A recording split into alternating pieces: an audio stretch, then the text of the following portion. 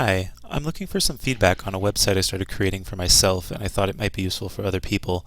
Basically, I wasn't able to track everything that I wanted in the way that I wanted with the different tools that I've tried out.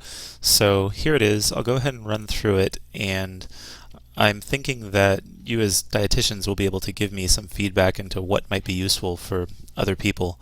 I'm just going to create a demo user, and the website is still coming together. It's a little clunky in some areas, so I'm going to go down to the bottom, and where I've started with is that I have meal times, I have goals, and I have particular nutrients that I need to focus on.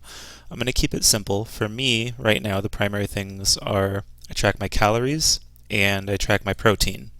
So, and then let's see, I eat at many times a day, and I'm going to say to 7:30, 9:30, I'm just going to 11:30, then let's skip a few, 3:30, 5:30, let's say 9:30 and 11:30. Really, I would add a couple more in there, but it doesn't matter. And my goals, I want to have less than, let's say, 2,500 calories per day and more than 2,300 calories per day and more than 184 grams of protein per day. And what this does is this gives the application, in addition with the food logs, the ability to calculate and help guide meals throughout the day. And of course, you could set other goals and it would work. These are all of the amino acids, which doesn't quite make sense, but if you balance them, fat, saturated fat. And I mean to add other micronutrients here too, maybe. And maybe you can tell me other things I should add here, like vegetable category or something like that. Things that people should be tracking or that particular demographics might be tracking, like sodium, that most people don't need to track, but certain people really need to track. And I could add it to the nutrients there, or different ways that you might think of it that I'm not right now. Anyways, so I'll add a food. I'll say an apple. I don't know off the top of my head what this is, but I know it's not much protein and it's some calories. And then let's say chicken breast, add a food.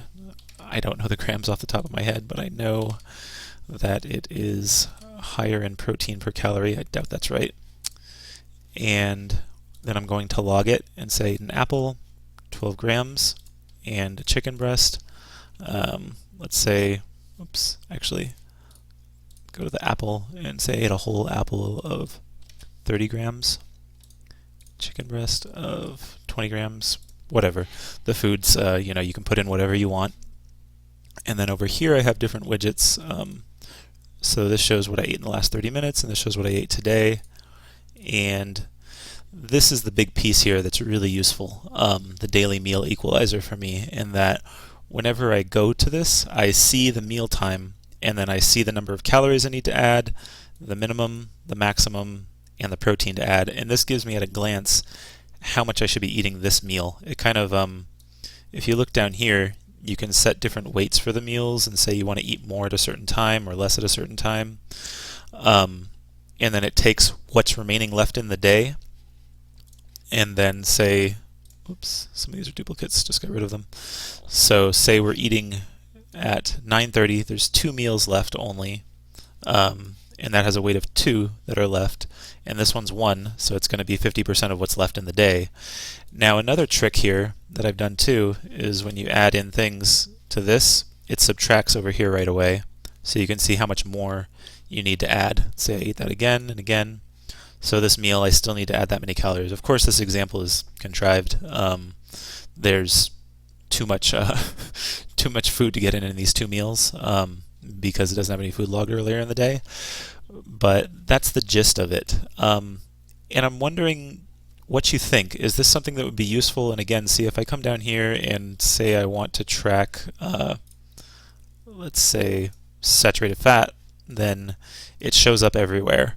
Now, of course, you have to add the saturated fat to these 2, and then you can, over here, if I add a goal and say saturated fat less than 20 grams per day, I don't know, then the maximum I could add would be this amount for 9:30 meal. And to explain a little oddness, at 11:30, if I was eating this meal, I'd be able to add 20 grams. I hope that makes sense. I want to add other things, other widgets to here because I figure different people think in different ways. I think in each meal, people might want to see their whole day and how close they are to the goal and whatnot.